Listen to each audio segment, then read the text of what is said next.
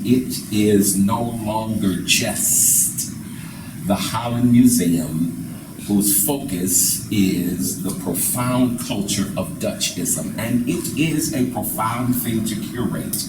This is not a slight to my brothers and sisters with Van and or Smug in the last name. But it speaks to the integrity of the museum that acknowledges whose land we stand on. It speaks to the ability to be aware and to be inclusive when inclusion is necessary. It speaks to a preferred future. And so I want to acknowledge that and thank you for that. I also want to acknowledge, in the Black tradition, you have to acknowledge the elders and the ancestors. I want to acknowledge Miss Dorothy. Now, Dorothy is my mother's name. She passed away in December of 2020. Did I get that right? I say that because I messed up, folks. She has a memorial bench in Idlewild at the Chamber of Commerce. Lord, pray for me. And I accidentally put her death date is 2021. And my siblings absolutely told me I needed to go get a correct one, no matter how much it cost. So 2020. But I want to acknowledge Mother Dorothy, who's here today. Mother Dorothy is 90. Mother Dorothy is a long-time friend of the Holland Museum, and she comes as she can to every single piece, and she sits up in the front. So Mother Dorothy, thank you for being here.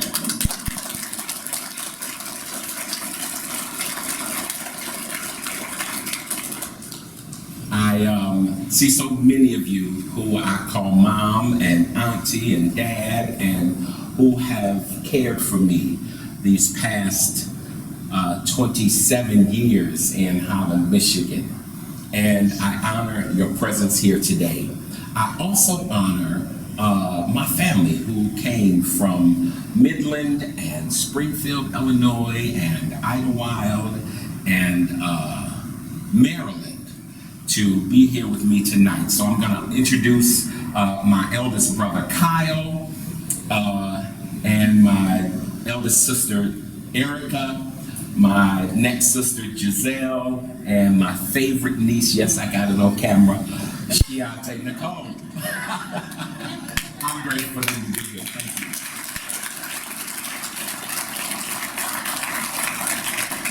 you. The truth of the matter is, I could and have done a master class on Idlewild, and so when they told me my time, I'm hearing a little bit of this question. When they told me my time, I was like, shit, how am I going to bring it down? What am I going to bring it down? And then they told me I could have a pop-up museum. And I'm like, what? How do I do that? I got a million things.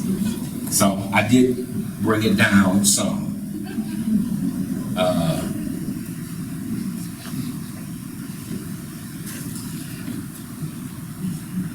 Now my sister is going to, always, right? Yeah. From the beginning. Here we go. Maybe.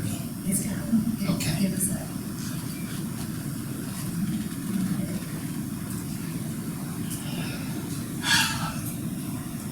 When I thought about what I would share with you, I thought about several things. The first one is, I want you to know that I am part of the sons of former slaves and former slave owners. My fifth great grandfather, James Loudley, was born in 1868 in Virginia, one of two children of slave Phoebe on the Lee plantation. He married Edith Virginia Carter in 1897. They had 10 children. In 25 years, he died on May 6, 1934 in Cleveland, Ohio at the age of 66, and was buried in the Highland Hills, Ohio. Also descendants of the same Lee clan was Margaret E. Riffe, the wife of Robert Riffe, who is the gentleman you see posted over here, philanthropist, financier, the first and most impactful realtor to the Cleveland, Ohio area, and one of the first 4 men to start the Idlewild Improvement Association, which was the black version of the Idlewild Resort Company. Now, the Idlewild Resort Company, I'm getting ahead of myself. The Idlewild Improvement Association seized the opportunity to transfer one of the largest land mass to be black owned. My mother's the direct descendant of Riffe, one of the 4 black couples who purchased the land from the IRC. That's my mother in the wedding gown, and Mrs. Margaret Riffe, wife of Robert Riffe, at her wedding. In addition to being on a major player, he was on the committee to bring electricity and power to Idlewild. Actually, I have a copy of the document that he signed to bring power and lights to Idlewild. It's one of my treasured items. And this was in an effort to boost this rustic paradise towards a contemporary black mecca for recreation and entertainment. The Riffe Homestead, which is at the bottom of these 3 pictures over here.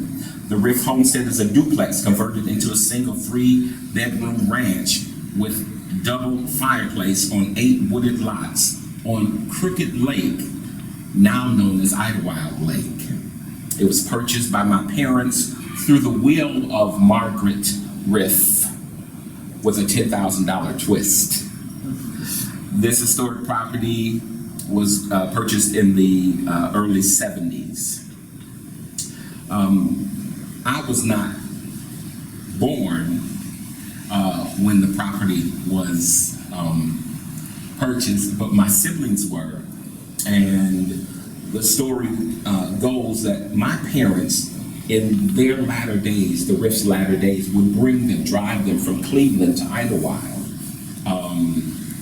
There's only about 3 named buildings still existing in Idlewild. The Flamingo is a club, and it still exists right there on the island or the beach area.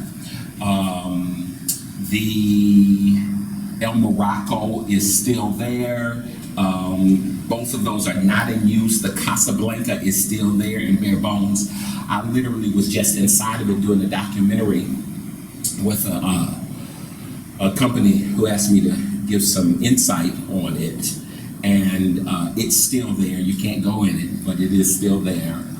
And the Idlewild Lot Owners Association. Now, the Idlewild Lot Owners Association is the longest running group in Idlewild. It started with the white founders, and I actually have some. Each year they do a fashion show and year-end celebration, and I have some souvenir booklets that we'll talk about later out there.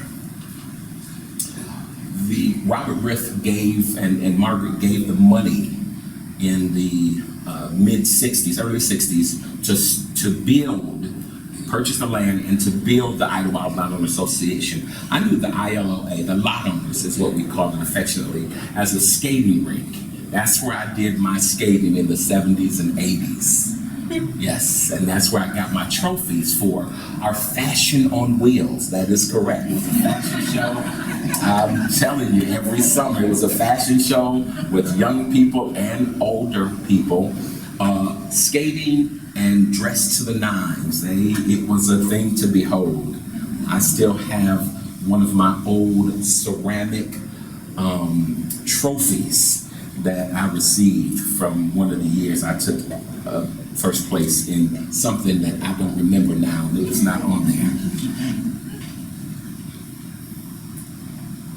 My cousin Margaret and Robert knew then what thousands of people would come to know and what famed scholar W.E.B. Du Bois would say.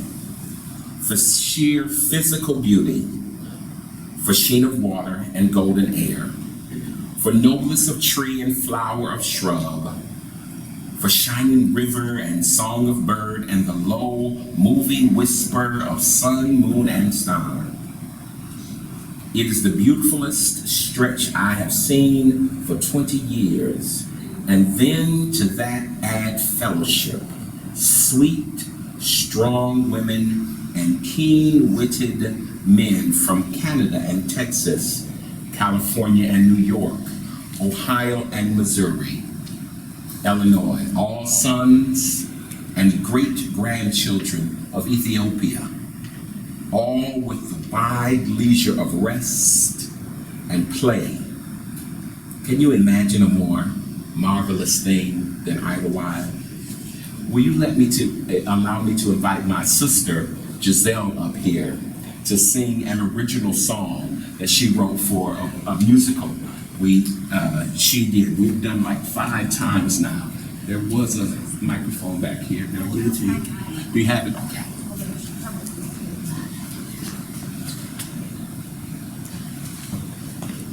And she probably doesn't need it.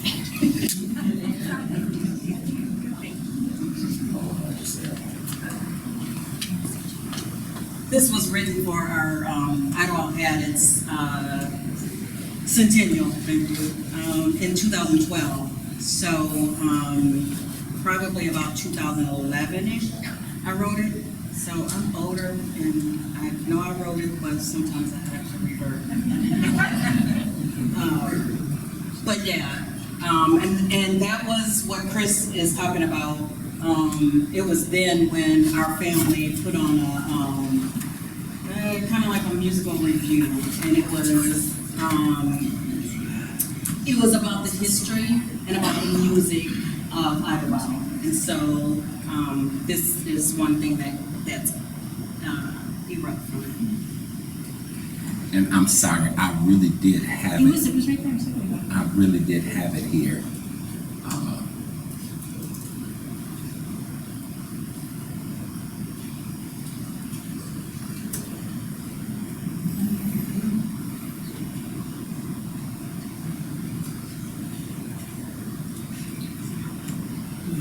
I will come and help you, but I'm the youngest after you, or before you, and it's 8 years apart, and we all laugh because we're not we all revert to him about everything technical, so.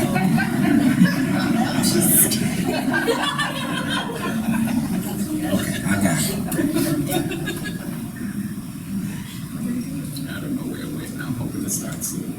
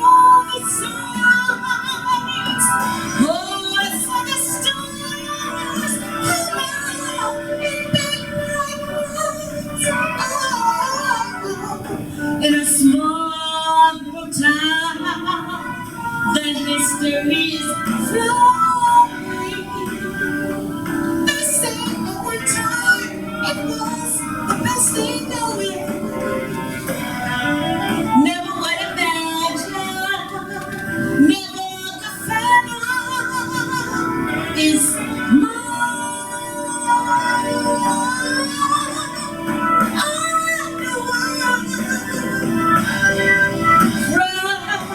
east to west and coast to coast.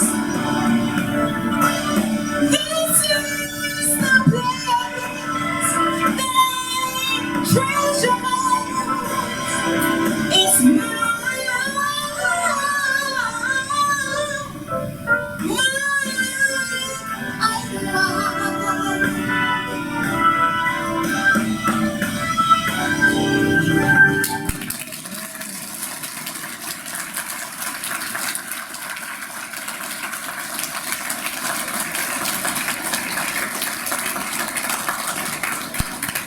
Giselle, thank you. That song and 4 other songs are on her CD that I'm gonna get rid of this because I don't need it anymore. It will be available after this presentation. So just before I came in here, I had about 2 or 3 presentations I was going to give, and just before I came in, I have been, and there are very few people who know this, but I've actually been working on a book about Idlewild. It's an autobiography in terms of, it's actually a request. I'm finishing up a stint on the Board of Trustees, 7 years at Calvin University, and they have the Calvin Institute for Christian Worship as one of their institutes in the university, and the director of the institute came to my talk like this in the Grand Rapids African American Art and Archives Museum, January, right before the pandemic flourished. And he looked at me and he said, we have a class that we have about 400 people sign up for, and there's only 60 slides every summer. And it's about African Americans, and it uses autobiographies to talk about the church and the life of small Black communities.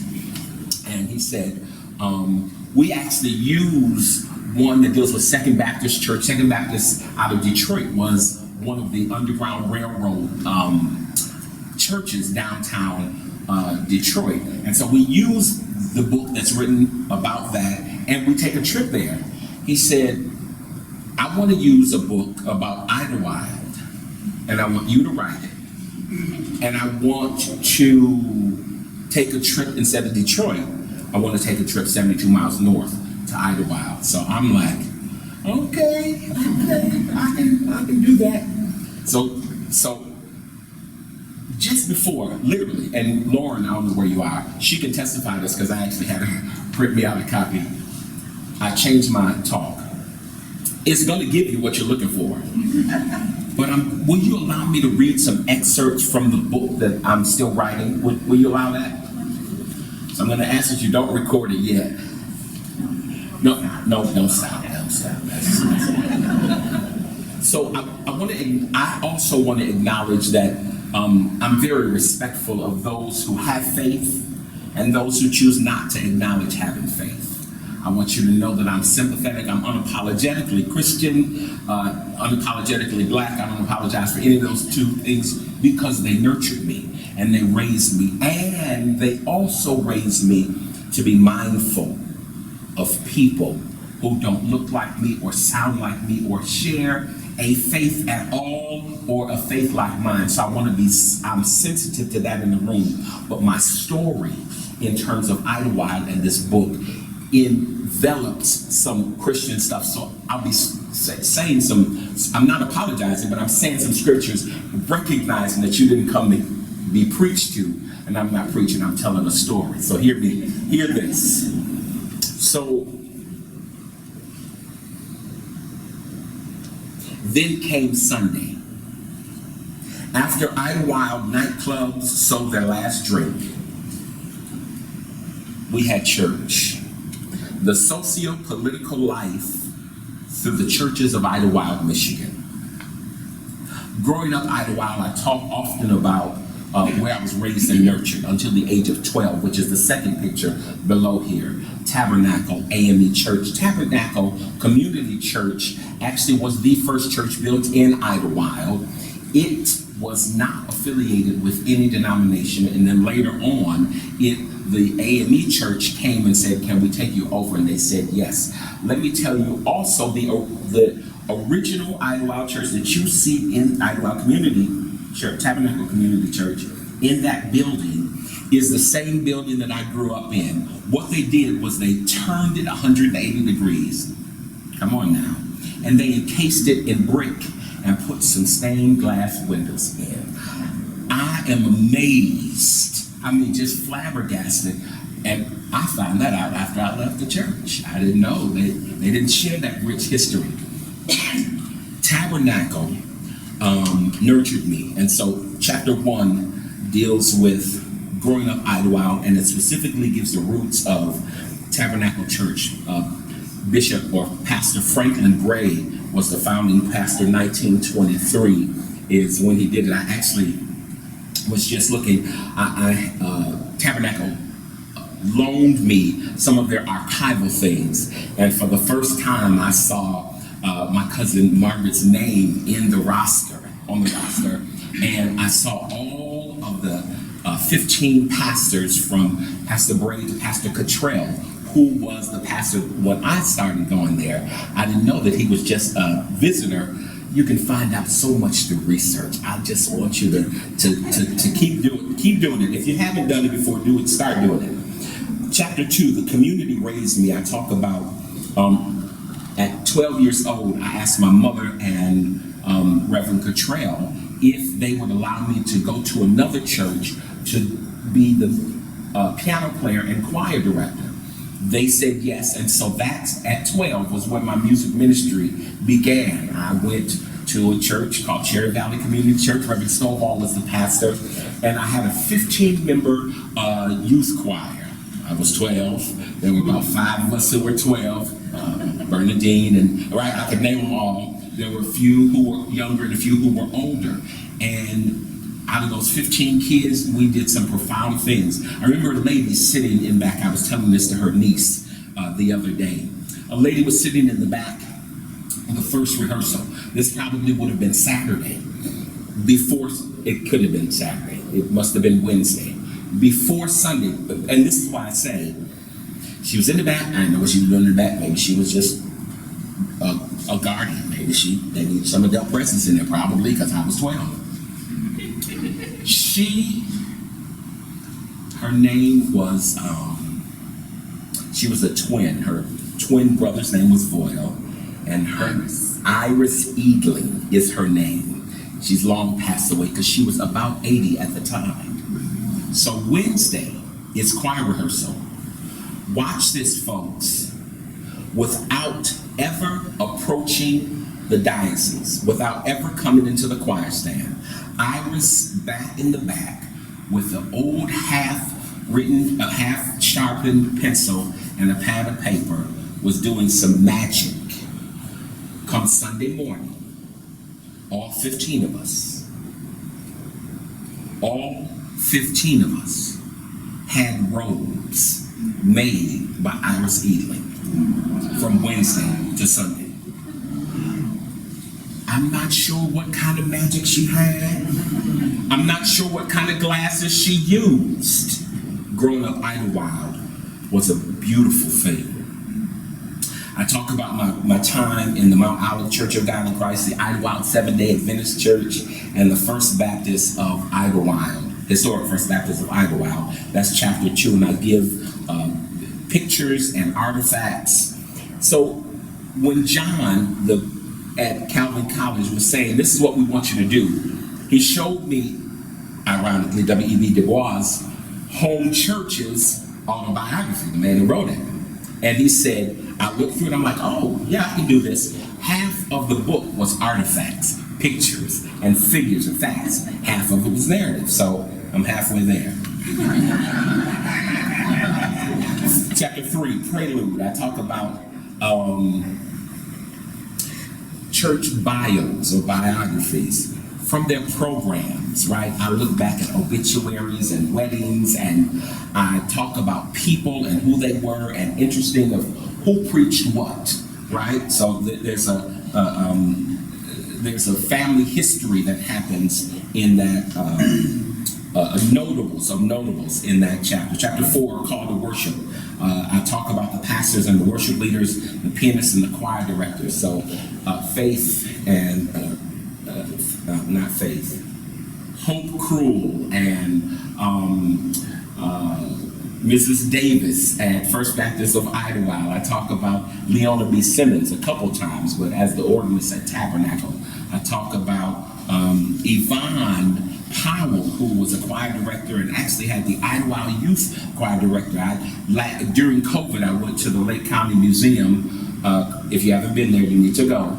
And Bruce, a good friend of mine, like literally, at age 9 or 10, he was in charge of Big Brothers Big Sisters, and he connected me with the band director, and it was a magical thing that happened.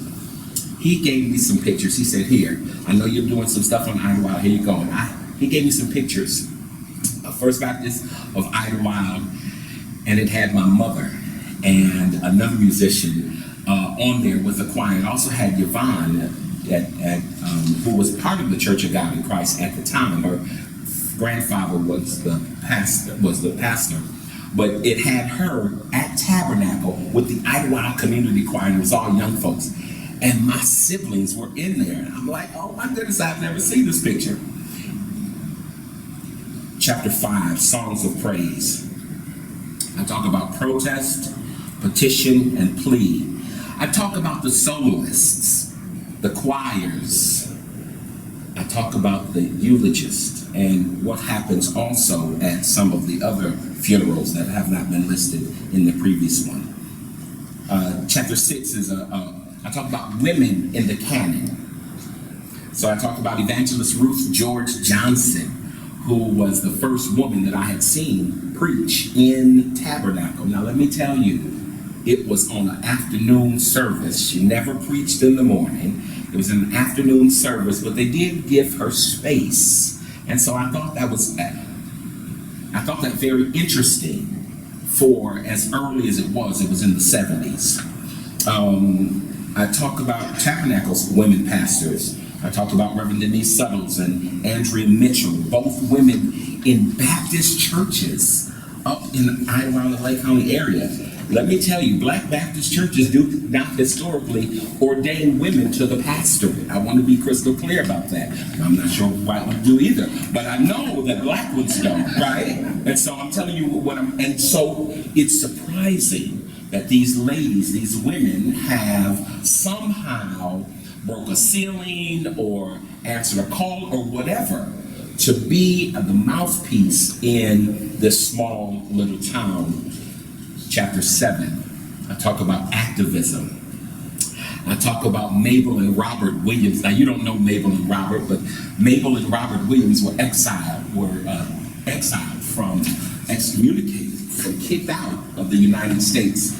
I said, I was going to get in front of this. Kicked out of the United States and had to take asylum in both Cuba and China.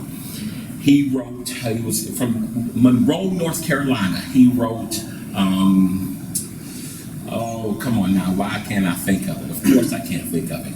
He wrote a newsletter that was a protesting newsletter. He was featured in Life magazine, and Ebony and Jet and a whole bunch of other magazines because of his militant. He wrote books. I didn't bring them here today. Actually, they might be in my car. Don't talk to me, Ricky. Negroes with Guns. Now I know what that sounds like. Just hold on, just wait. What he was suggesting in the 50s and 60s was that blacks should take up arms akin to the Second Amendment, right? And that they should exercise that Second Amendment. Now, did he suggest that they go out on a shooting spree? No. It was always, black militantism is always about protecting one's community.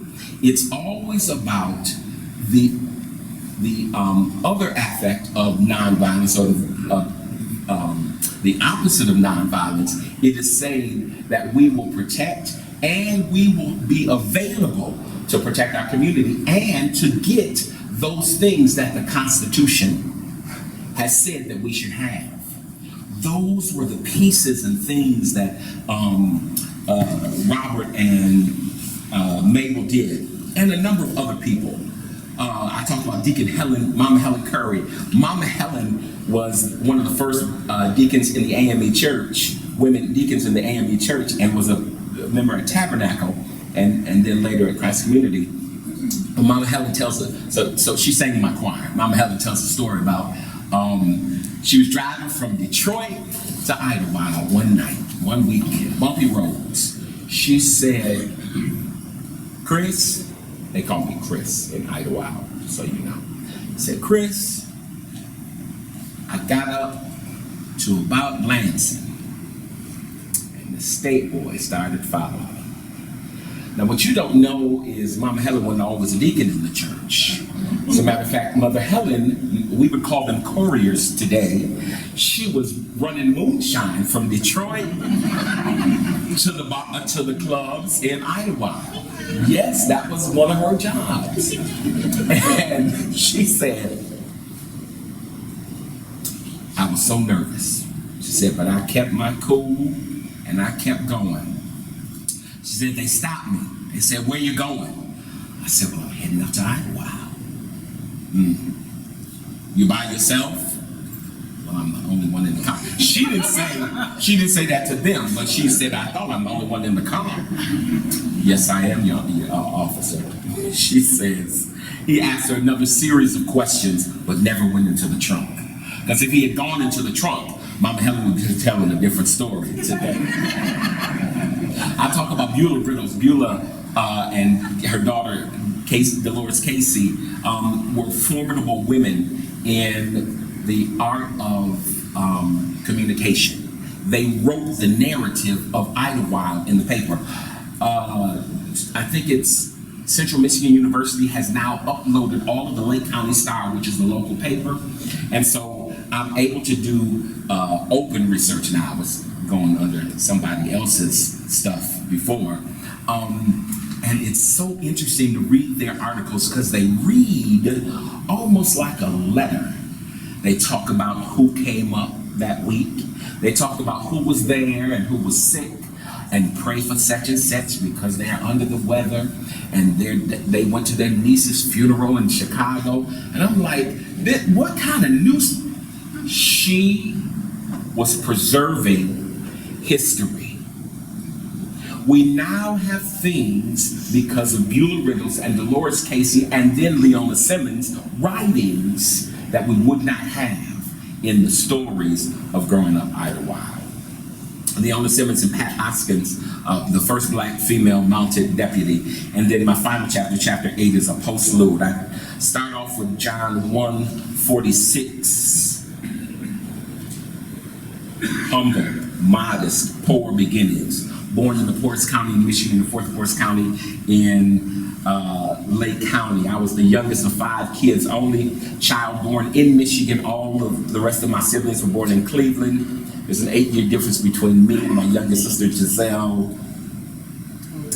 Older. My older sister, Giselle. Sorry about that. A day late and $1 short. I was born about 7 years too late for the clubs of Idlewild, toward the end of the Black Power movement, and about 5 years before the bicentennial celebration.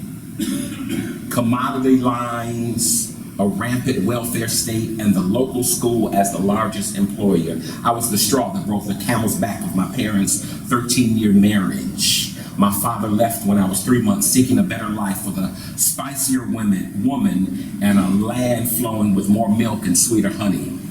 California bound. Although my father grew up Catholic and mother AME in Cleveland, when they moved to Idlewild, they started at the St. Anne's Catholic Church in Baldwin, and upon my father's departure, settled in on the First Church Tabernacle AME. This would be an important decision when it came to my nurture, for it was Maggie Martin, Ada Mae Day, Amanda Ivy, Reverend J.H. Cottrell, Donna Hamilton, and Goldman Gooch, who would ensure not only my survival, but my thriving. It was they who, without ever uttering these words, modeled, for our struggle is not against flesh and blood, but against the rulers, against the authorities, against the powers of this dark world, and against the spiritual forces of evil in the heavenly realms, taught me everything I know about spiritual warfare relative to race relations and other systems of oppression. It's with Julia Thomas, who, while serving as the local Idlewild librarian, masked her work of summer weekly and year-round weekend nourishment of Black race enrichment. Oh, sorry about that.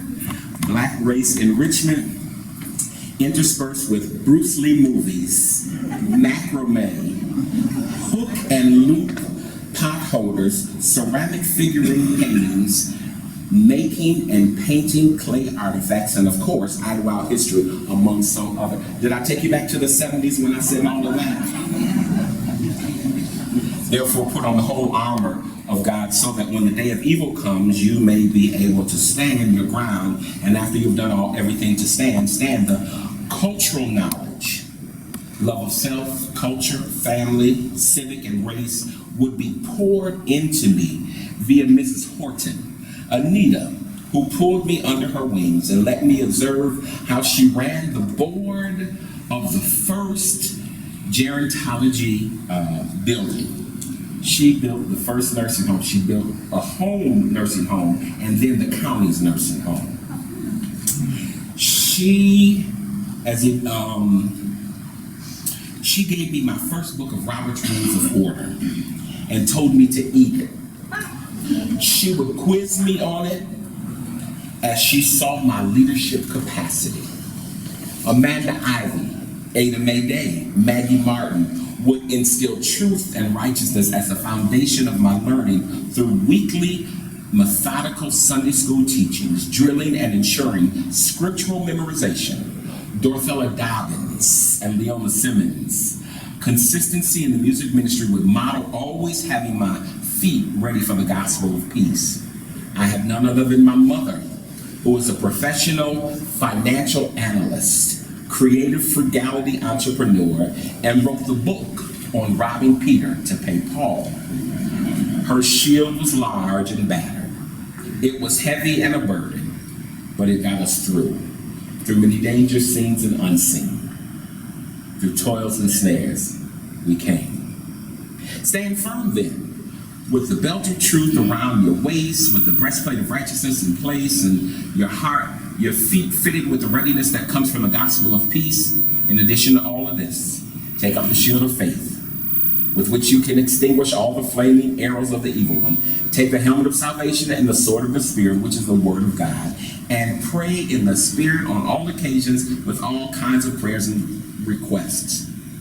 If it takes a village to raise a child, my village came through and taught me a multiplicity, multilingual, multicultural, multiracial, multivocal prayer language, one which effortlessly glides from petition and thanksgiving to admonition and plea, through loud lament and soft supplication to formidable intercession and fierce imprecation. My village intentionally, unassumingly, without permission, mantled me with a pattern of rhetoric and awards. Growing up Idlewild, after her great heyday, afforded me the opportunity to see and hear original Idlewilders and their first generation frequenters' story. You've heard the stories of Idlewild, the Black Eden, boasting some 300 Black-owned businesses at one time. You may even know the clubs or hotels, dining establishments, but just like Friday and Sunday nights, were teeming with life. Come Sunday, all heaven broke loose. The national treasure beckons vacationers, nature enthusiasts, summer cottagers, and American history buffs to comb through the jewels and gems cascading in a paradise still caught in time. So, Grier, what are you saying? You talked about the history, how good the clubs were and the churches and the people, how much of it a respite it was for those who had been excluded. I used the top picture, which is the first 5, 6 men who were in Congress. Actually, more. 7, thank you. There were more then than there are now. I won't talk about that though. But I will. But I won't because my time is short. That's another one. Talk about that because that was Reconstruction. And what I call Idlewild is the Reconstruction of Jim Crow. Deep into 1912, when Reconstruction had but faded, and James H. Crow was doing what James did in the South and the North. Idlewild was born. Actually, the four, I didn't do none of my presentation, Lord forgive me, I'm going to come back. The four who, come on now. There we go.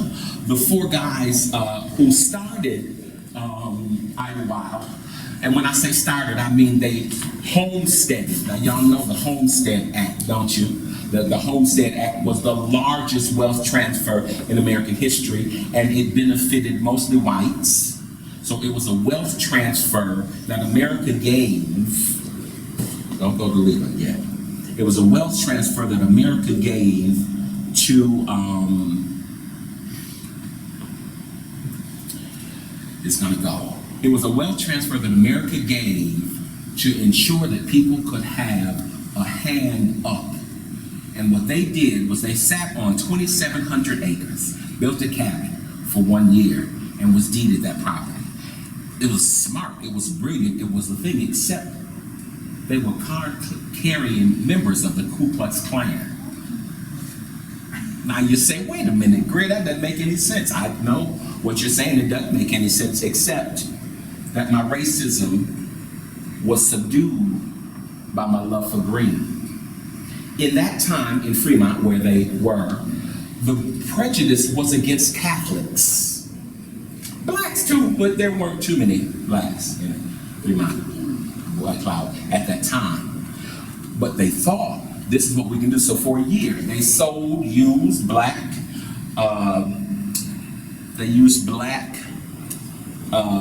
realtors such as Leila and Herman and Robert and Margaret. Leila and Herman were from Chicago, Robert and Margaret from Cleveland, and 2 others to sell plots of land for $1. $1 down, $1 a month. And it became a popular thing. In the 20s, from 1912 to 1920s, it was a rustic resort. The 20s, that's when the bands came. That's when the Chitlin circuit happened. And that's when Idlewild took off with its clubs and all the beautiful things that have happened through them. So I want to give you this last list of things as you look at some of the people who have gone through here. What's there to do in Idlewild today? Because that's what you want to know. Summer still yields jazz and blues festivals. The musical My Idlewild takes you back to a day where you can see the entertainers of the past. The annual Lot Owners Week ending with a fashion show by son of Idlewild, Eric Lindsay.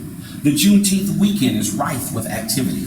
There's a calendar that actually gives My Idlewild, written by my sister. I'm gonna get in trouble for this, but she's gonna bring it to Holland soon. There's a hunting, whether bow, gun, or camera, is one of the largest attractions in the fall. Maybe I'll see you November 15th. Through ice or before and after the thaw, fishing remains a pastime of choice with the 56 lakes and 147 streams in Lake County. The night sky on a cloudless night cannot be rivaled. Wildlife is in abundance in this 2,700 acre Garden of Eden. Self-guided and guided tours. There are 13 historical markers. You saw one of them, the Flamingo Club. There are 12 other ones around the city, around the town, that you can go and drive your car. Cross-country or water ski, snowmobiling or jet skiing. Sumac, sassafras, wild mint tea, and over 200 edible plants, berries, shrubs, roots are waiting for your identification and medicinal or just culinary pleasures. C, the African American Chamber of Commerce is open during the summer usually. On Saturdays from 10 to 2, Memorial Day, stop by the Cultural and Historical Center on Broadway, right where the sign is.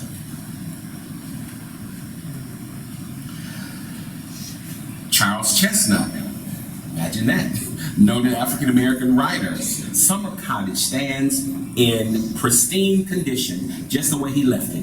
You can rent it as a lodging option for the weekend or for a writer's retreat on Idlewild Lake. But you must do your research on Charles Chestnut, because Colleen and Charles Atkins, not Charles, he's been gone. Charles won't just let anyone stay there. You do have to take a quiz and prove that you know, I'm serious, that you know who Charles Chestnut is, because you're sleeping in his bed. You're writing on his desk. You're using his pots and pans and his dishes. I mean, he left it just as is, pristine. CJ Walker, the rumor has it that she actually built a home. She did not build a home. She came up with Dubois and Dan Hill Williams, but she did not build a home because she passed away right before she was able to build it. But she did purchase the land, and did I get it right? And the land, Denise Bellamy and Freddie, I love you. I can't remember her name. Denise and Freddie own it now, and it's a beautiful thing. Dan Hill Williams, you should know him with all of the stuff that he's done in medicine, creating the Providence Hospital in Chicago. Any Chicagoans in the house? I know that. That was just, I needed to hear. I was just, Dan Hill Williams, so you should know him. Williams Island is named after him. And some notables that come: Brooke Bennett, Dinah Washington, Fats Waller, my feet's too big, yeah. Della Reese, the Paradise Club dancers. The Four Tops, actually a couple of them met their husbands, their wives there. Charles Scott was the first child born in Idlewild. Mrs. Scott, Evelyn, lives next door to us in Idlewild on the lake, in cousin Robert's house and Margaret's house. Reggie Fox, who was a Minnesota Timberwolf, and Washington Wizard, is a native of Idlewild. We went to school with him. Patricia Hopkins, I talked about her. Tabernacle, I talked about it. That's the Reverend Bray. That's who started it. The governor came to the opening of Tabernacle, of First Community AME Church, and I am not going to say this, but I'm doing research because a notable African American female also came early on in Tabernacle's history, and so I'm looking to see if she signed the guest book. But she did a lecture at the request of one of our doctor's wife, and I was told that the person has passed away now, but I was told that that I was shocked. I had never known that she had come to Idlewild. Visit the Flamingo, the Casablanca, and the El Morocco from your car or walking tour. They're standing on the club. Okay. Join the Lindsay family at Leela Wilson's historical house or grocery store, now Speakeasy. There's a cover, and it's BYOB. But if you get there and you get a chance to talk to Mr. Lindsay, he might share a little bit of his story. And be on the lookout for the Idlewild Welcome and Research Center. The Idlewild Welcome and Research Center is a project that I am doing, creating the Idlewild Historical Society and using my vast Black Americana, inclusive of my Idlewild collection, to share the story and stories of Idlewild. Talk to me. You got some questions? I got a little bit of time left. Is that right? Yeah. Okay, yes, okay, yes, very good. Any questions? Comments? How many of you have been in Idlewild proper? Raise your hand. Wow. Okay, here's another one. How many of you have been to one of the clubs when they were still running in Idlewild?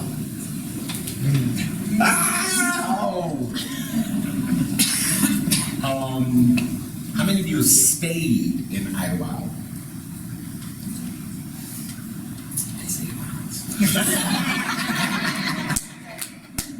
How many of you have fished in Idlewild, boated in Idlewild? Yes, yes. And how about this? How many of you have gone to Jones's Homemade Ice Cream? Okay.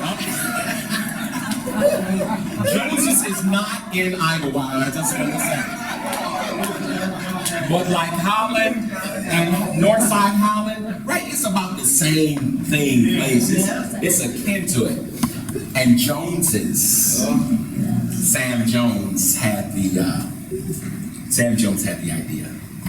And who else came along? I didn't mention Castellani's Pizza, who my brother used to work for, one of the 300 or so businesses in Idlewild. Actually, there were more than 300 businesses. There were like 300 businesses at the same time. What I've come to know under my research that I've just been and you'll see in some of the pictures and some of the stuff out there, is people use their homes and they call them tourist homes, right? So your table would become a bed and breakfast. Your room would become your lodging. I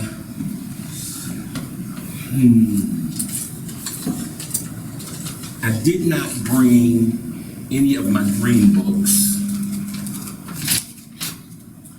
but I did.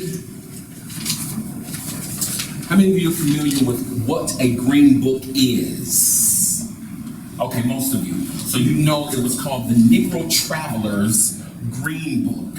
And it was a go-ahead. It gave you blacks permission on where to be and where to go, where you were welcome, right? This was 50s, 60s. And it gave you the state. I know you can't see this. I'll have it out there. It gave you the state, and then the state, it broke it down to different places. So can I just read this? I think this is 57, 56, fall of 56. It was $1. It's not $1 anymore. Trust me. So in Idlewild, just in 56, that made the book, there was Lydia's Inn Hotel, which is still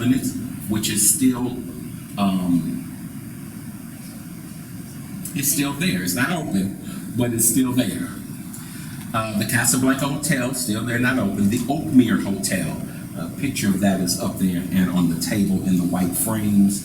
The Oakmere Hotel was created by Phil Giles, who also built the Flamingo Club. Phil Giles' second wife, Betty Foote, is a good friend of mine, is still living. I was hoping that she would be here tonight, but she left the end of September to Snowbird in Florida, and so it is what it is. She will be here next summer, though. Paradise Gardens Hotel, McKnight's Hotel. Now, I knew the McKnights from Tabernacle as just this old black esteemed couple. Had no idea until after they were dead, because if I had known, I absolutely would have got an interview. Sorry about that. Absolutely would have got an interview. They owned the McKnight Hotel. They owned the McKnight Funeral Home. They owned a whole bunch of things in Idlewild, and again, they were so unassuming. Did you all know that they owned all that? Yeah, some of it. Okay. Phil Giles Hotel, Club El Morocco Hotel. Now the Club El Morocco is still standing.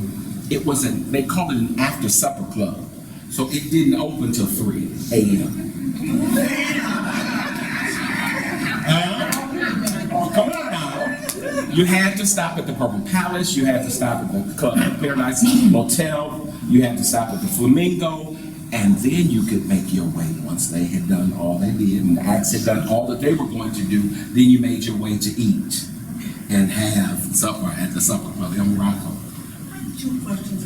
What was the major cause of the decline?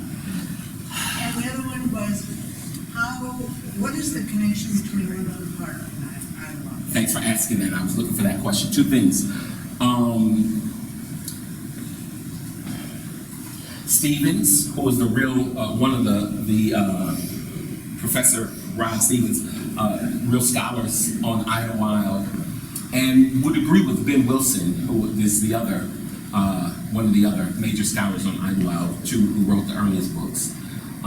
Stevens wrote the latest 2 or 3 books. Would say that segregation, integration, when integration happened, right, 66, 65, then blacks could go anywhere. They could play the Catskills, thank you. They could play Vegas, right? Before that, they not only couldn't play it, but people couldn't even go and see them. So they would say that. Now, neither one of them are homegrown. I don't want to, this is not a slight against their scholarship. I want to be crystal clear. That makes sense. That probably absolutely had something to do with it. Now, word on the street has two additional reasons. The first one is Arthur Braggs. Arthur Braggs was the latest champion, the last champion of Idlewild. Arthur took the pictures that you see with the ladies in the outfits and the flowers, and Brother Man's uncle over here on the front cover. He took those as the Idlewild Review around the country and Canada. So they would play clubs around the country, inviting people to come and see Idlewild in the summer. And it worked. Ooh, he was such a champion until he got sick in 65. And there was nobody else who was taking Idlewild to the people. Now, Betty, Phil's wife, Phil Giles, the owner of the Flamingo Club and the Oakmere Hotel and the Giles Hotel, she says something different. She says that's the reason, because there was no ambassador. There's also this piece that we don't talk about. There is a unspoken friction between Idlewilders. We call them the 365ers versus the summer cottagers, right? There's this friction that's unspoken. And some people say that also has some stuff to do with it, right? That the 365ers would not allow other people to continue on with some things. So there's a couple reasons. The one that I stick with is integration. People could go anywhere. Woodland Park is another African American resort, started a little bit later in Newaygo County, which is just about 12 minutes from Lake County, from Idlewild. And it started almost the same way, African American resort, and there's some Bitely people here, some Bitely cottage owners here. Bitely is right next to Woodland Park. Bitely is a predominantly white, although there are a number of non-white people who live there. Ted, the Carters, and Tyson, she's in Woodland Park.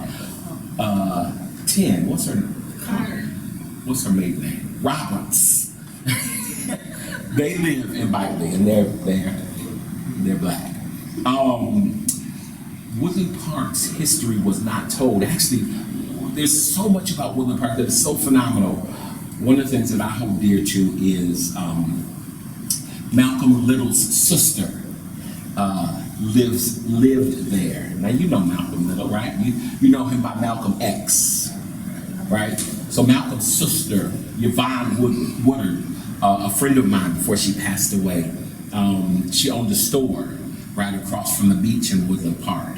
And I remember as a high school teacher, so right before I came to Holland, I remember talking to you about, I said, I want to get your story. I want you to tell me all about Malcolm and growing up with Malcolm. And she said, I've got my own story. She said, I can tell you about growing up with Malcolm, but I'm a double survivor of cancer. I am this, I am that. I got my own story. And I was like, yes, you do. And I want to get it. And I never did. So I regret that. But her grandson, Stephen, is a good friend of mine. And young man, fire. And so he and I talk about not only her story, but Malcolm's stories and Woodland Park's claim to fame. So it's very similar. As a matter of fact, they're working together. The two municipalities are working together right now for a different designation that's forthcoming. And I don't have permission to talk about it, so I'm not going to talk about it because this is recorded. But there's something, in trouble. There's something coming up that you will see in the news. Any other questions? Talk to me. 300 businesses, that's a lot of businesses. Now, on a busy July weekend, how many people were in it? So, I can't remember the exact years that this was, but they had to call in the National Guard because there were an estimated 25,000 people in 2,700 square acres. Did I say it wrong? Okay, I'm about to say, nervous up here. You ever been somewhere where your siblings are sitting up front looking at you? Right? At some, I know older siblings. And so I know what I'm talking about, but I'm nervous up here. I'm like, did I say it right? Is that how you say it? I know Catskill, I've done this thing a million times. I'm a little nervous, like how you know. Mother Dorothy, though, she's giving me a smile up here, so. For 25,000 people. Now, John Meeks, I'm just giving you names, who reinvigorated the Chamber of Commerce, African American Chamber of Commerce in Idlewild, he actually estimates that it was 30,000. Now, I don't know what kind of, and John was there, I don't know what kind of degree he has, maybe the same kind that Iris Ealing had back there. But he says it's close to 30,000 people there in the summer. They have called the National Guard several times to help just with the flow of traffic, if you imagine. Yes, so 300 businesses, that's how they did it. They had a constable, had several constables. I'm doing some work with the Lake County Museum. They're doing some stuff on constables, and we came across some pictures that even Bruce, the head of the executive director of the Lake County Museum, did not know. He said, we're doing some work on constables in the county, in each of the townships, and I came across some other pictures, which these are clearly black constables in Idlewild. So we don't know who they are. We don't have their names. So that's some of the work that I and others are trying to do. I have a great team. So what was the mix between the 365 versus the summer folks? Would it like double in the summer, or triple, or? Yes, actually quadruple. It depends on what year. So I think there are, I'm not even going to give statistics. I'm not, because I'm going to mess them up.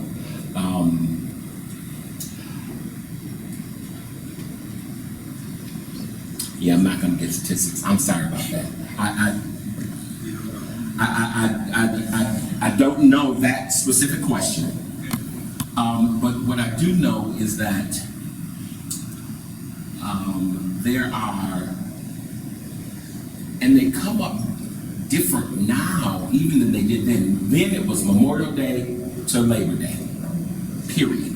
That was the vacation season, or 2 weeks here, or weekend here, right? You can easily come up from Detroit. You can easily come up from Cleveland, right? The little 5-hour drive from Indianapolis.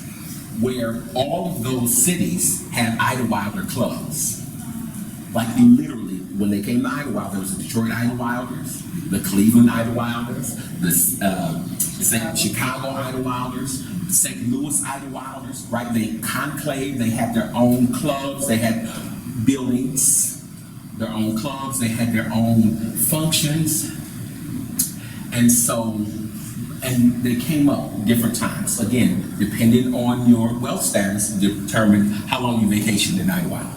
If you snowbirded in Idlewild from Cleveland, right? If that was so it depends on what weekend it was. Yeah. You asked about the numbers, right? Did you ask about something else? Okay. Anything else? The Rainbow Manor Tourist Home, Douglas Manor Tourist Home, the Bash Inn Tourist Home, Sprinkleton Tourist Home, Rest Haven Tourist Home, Rosanna's Restaurant. Now, Rosanna's Restaurant is not to be confused with Rosanna's Tavern or Rosanna's Bar, which up through the 80s, 90s, early 90s, before it became B&S, I think that was the first iteration of names.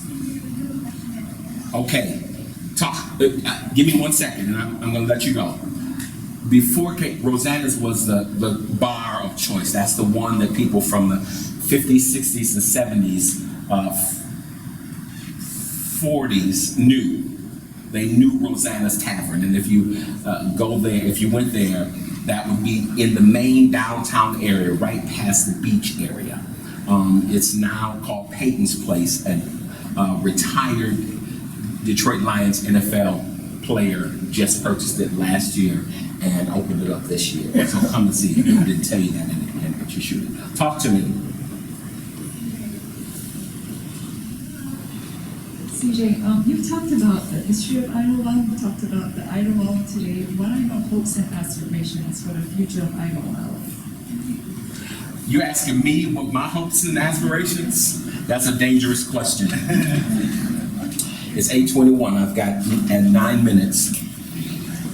I won't spend all of those 9 minutes on. I asked this, it was John, the executive director of the Calvin Institute for Worship, who asked me that same question, and I paused because I wasn't on camera at the time, but I was deeply impacted by that question because my entire life, I've thought about that.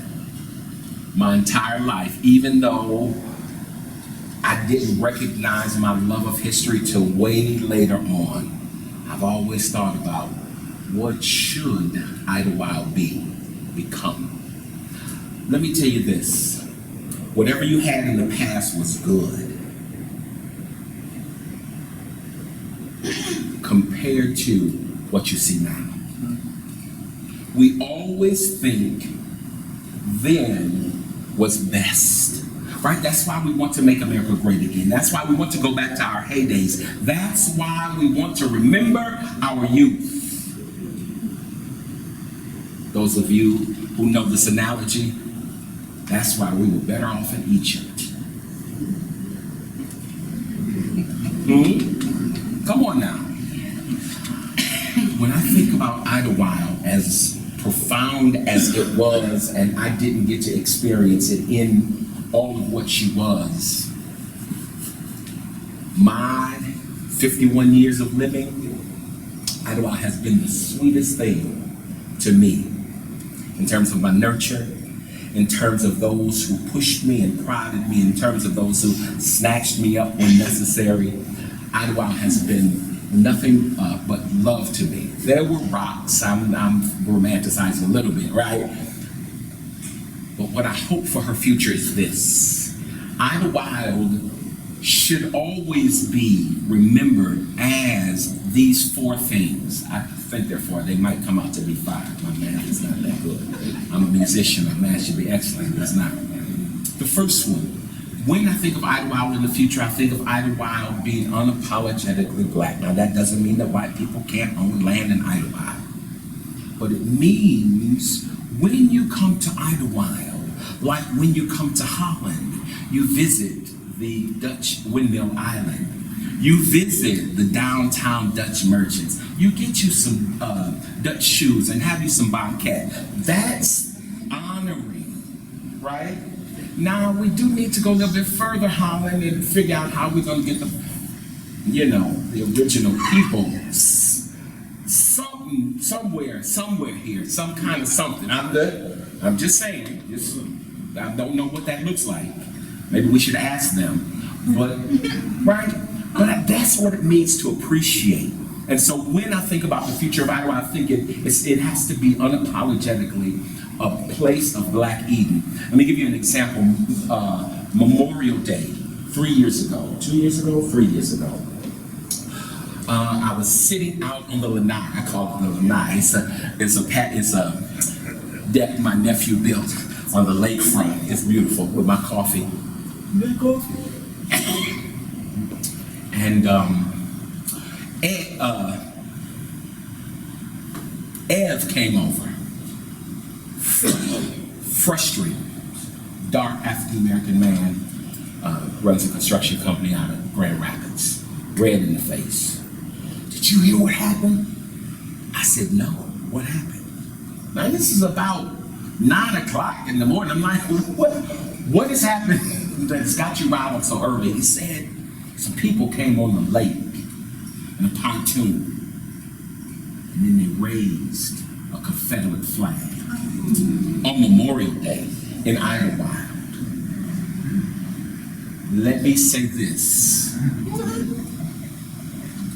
I'm going to encourage you not to ever do that, because they were scared when they came back to the boat launch, the public boat launch, and there were 8 cars, 3 to 5 of which were at least showing, saying, you got the wrong one, you got the wrong day, you got the wrong city, you don't ever. Well, we didn't know. Don't ever. Right? I think it needs to be people who can appreciate what she was, a balm in Gilead. Idlewild was a salve in the deep throes of oppression and racism. Idlewild represented a place of exhale and refuge, relaxation that I couldn't get in Detroit or Chicago or Cleveland or St. Louis or Grand Rapids. Number 2, I think it must also include nature. It's smack dab in the middle of the Manistee National Forest, literally smack dab in it. And so anything that talks about the future of Idlewild has to talk about conservation. It has to talk about nature. It has to talk about the blue lupine flower that brings an endangered species of butterfly to the area, and its necessity that the natives, the 365 and the summer cottagers, plant in their yards so that we can bring her back. It must talk about having, I'm getting in trouble with some stuff in my family. It must talk about having bees at your house. That's my niece. She got my back. Having bees at your house. Because the bees are dying, and we need them to maintain their. So it must talk about ecology. Number 3, I think it has to talk about music. It has to talk about indigenous music. It has to talk about folk music. It has to talk about American music. Yes, I'm talking about jazz. Yes, I'm talking about blues. Yes, I'm talking about R&B. Absolutely, it must. It cannot exist outside of at least those 3 things. I think it has to talk about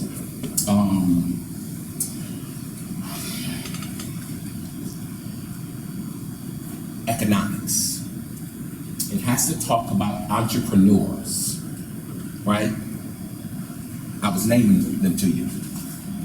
Miss Mary and Herman Frazier. Miss Mary Frazier was the purple hair, blue hair lady who sat in Tabernacle. My sisters are laughing because that's what we used to call her. Who knew? Who knew that she had one of the first and best bed and breakfast. It wasn't called that. It was called Miss Mary's Tea Room or something. I don't remember what it was, Fraser Cottages or something, tourist room. But who knew? She was spreading love. One egg, one piece of bacon, and one buttered toast at a time. Stories and a welcome as large as Texas. It must include those things, I think, for it to flourish. That's what made it flourish then. And I think maybe if there was another ambassador, it could have still been a flourishing place. I think so. Which is one of the things that I've become, a champion of Idlewild. Not just a township historian and archivist, but one who says, come and see. Come and see. I got testimony after testimony after testimony of people who've come and seen. I hope that helped you, and there'll be some things out there that the proceeds are going to the Idlewild Historical Society. They are to help us do some research and some all kind of great stuff. I just booked a tour. Come on up so I can shut up. I got a phone call. I get phone calls now all the time because I'm the town historian. They just shipping with me. So a guy called me from a small town in Indiana, and I can't think of it now. But he said, we have a story like Idlewild. It's a lake community, African American lake community. Somebody I can find it. He said, and we'd like to have you, we'd like to come and see what Idlewild was about. We've been talking to a bunch of people for years, and we haven't been able to secure anybody. But somebody said, you need to call Chris, and they gave me your number. I said, well, what are you looking for? He said, this is what we want to do. I said, sure. I implicated my sister and her husband's husband. Sorry. Dad, then you can let me finish. I implicated my sister and her husband's culinary skills, my sister's vocal skills, and a whole bunch of other stuff in terms of inviting people to Idlewild. So come and see us. Come and see us. We'd be happy to show you. And happy to let you know in advance. I will. Listen, since she's retired now and got that house in Florida, she might not be there. So it'll be after April, people. Started in May. Thank you, guys.